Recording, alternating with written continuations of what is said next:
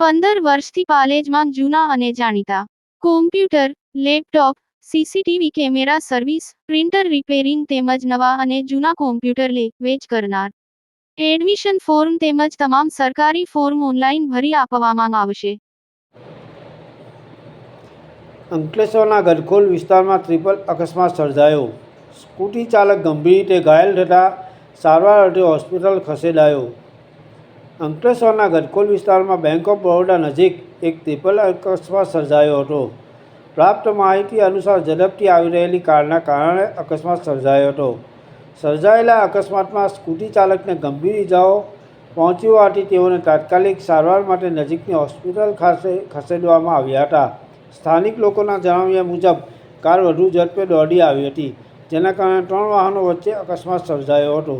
ઘટનાની જાણ થતાં લોકો મોટી સંખ્યામાં સ્થળ પર એકત્ર થયા હતા.